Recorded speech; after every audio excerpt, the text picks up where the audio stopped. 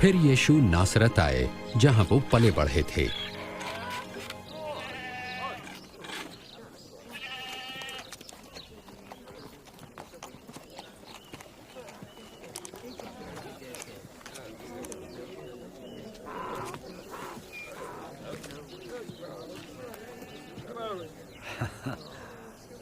कैसी हो?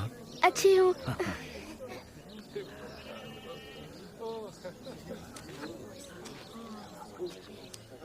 सब्बत यानी विश्राम के दिन नियमानुसार वे आराधनालय गए।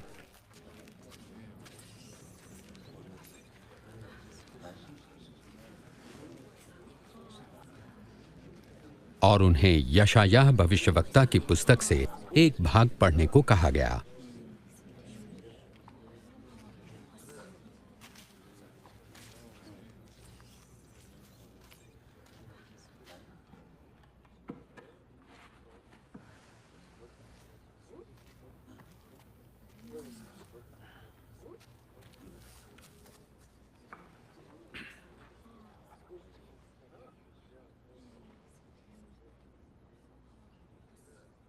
परमेश्वर का आत्मा मुझ पर है, क्योंकि उन्होंने मुझे दीनों को शुभ संदेश सुनाने के लिए चुना है।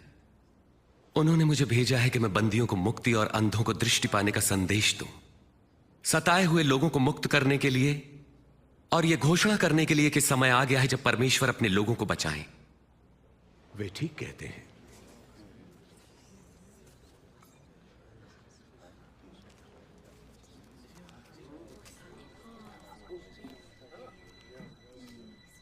आज धर्मशास्त्र का यह लेख पूरा हुआ, जैसा तुमने अभी सुना। क्या परमेश्वर का वचन सच्चा ठहरा? ये प्रतिज्ञा तो केवल मसीह ही पूरा कर सकते हम हैं। कैसे जानेंगे? निसंदेह तुम मुझसे ये कहावत कहोगे, वैद्य स्वयं को चंगा करो। तुम मुझसे ये भी कहोगे, अपने शहर में भी वही करो जैसा हमने सुना आपने कफरनहूम में किया। मैं तुमसे कहता हूं कि कोई भी भविष्यवक्ता अपने शहर में सम्मान नहीं पाता। इस प्रकार यीशु ने अपना परिचय परमेश्वर द्वारा अभिषिक्त संसार के उद्धारकर्ता के रूप में दिया, परंतु यहूदियों ने उन्हें मसीहा स्वीकार नहीं किया। उन्हें लोगों ने पहाड़ी से गिराना चाहा, परंतु वो भीड़ से निकलकर अपनी राह चले गए।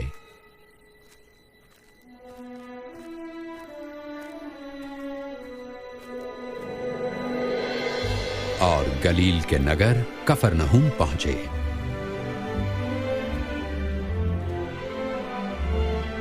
उस समय देश रोमी साम्राज्य के अधीन था और लोग उनके अत्याचार से छुटकारा पाने के लिए मसीहा की प्रतीक्षा में थे।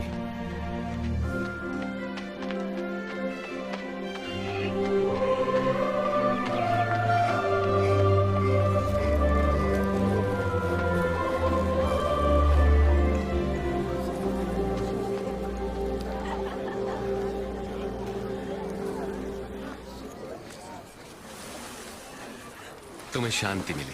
आपको भी स्वामी। तुम्हारी नाव में आ सकता हूं शिमोन? क्यों नहीं? यीशु हमें छोड़कर नहीं जा रहे ना? स्वामी हमें कुछ बताइए। हमें कुछ बताएं। प्रभु यीशु हमें उपदेश दें।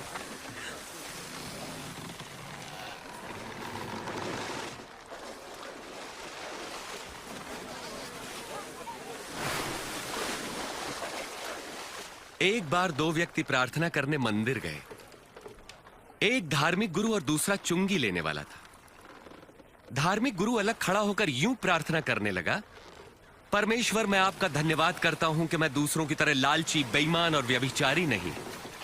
मैं आपका धन्यवाद करता हूं कि मैं इस चुंगी लेने वाले जैसा नहीं। सप्ताह में 2 बार उपवास रखता हूं, आमदनी का 10वां आपको देता हूं। परंतु चुंगी लेने वाले ने दूर ही खड़े होकर स्वर्ग की ओर आंखें उठाए बिना अपनी छाती पीट पीट कर यह कहा, हे परमेश्वर मुझ पापी पर दया कर। मैं तुमसे कहता हूं, धार्मिक गुरु नहीं परंतु यही चुंगी लेने वाला परमेश्वर की दृष्टि में धर्मी ठहरा और अपने घर गया।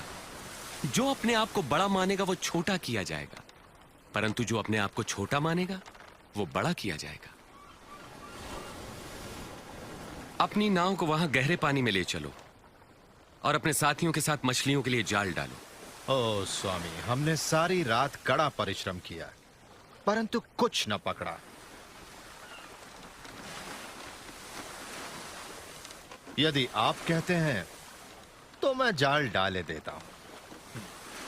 याकूब, यूहन्ना,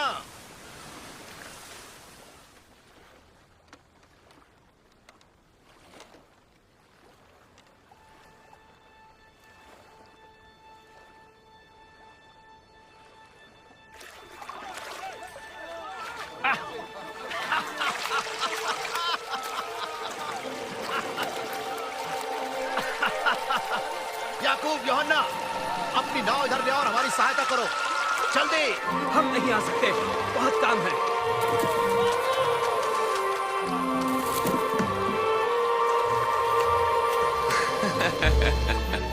बस काफी है। इतनी मछलियां बहुत हैं।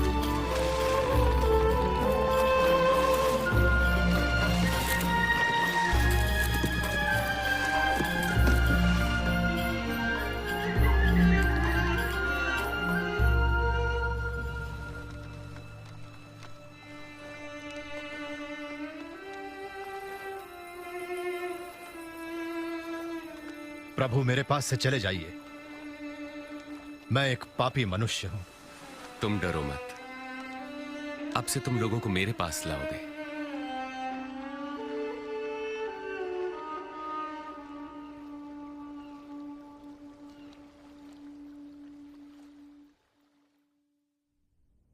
मेरे पास आओ और मेरे वचन सुनो।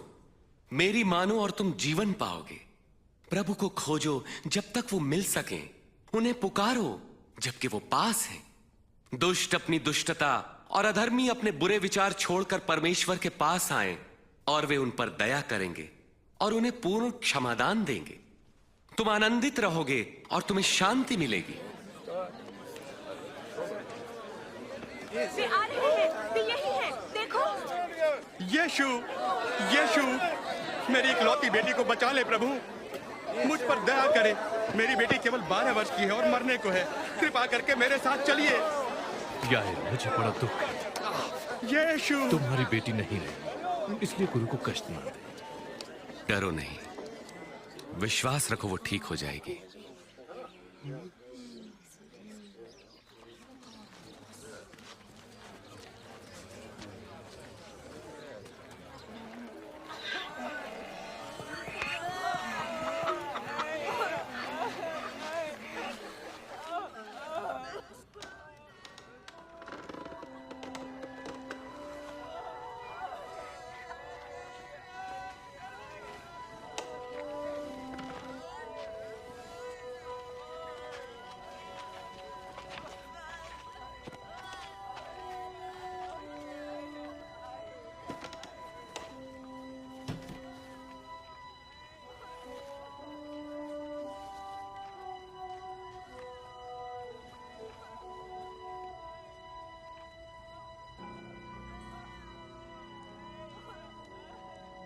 तुम रो मत।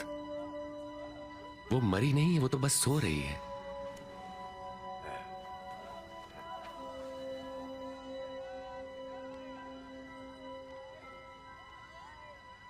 बेटी, उठो।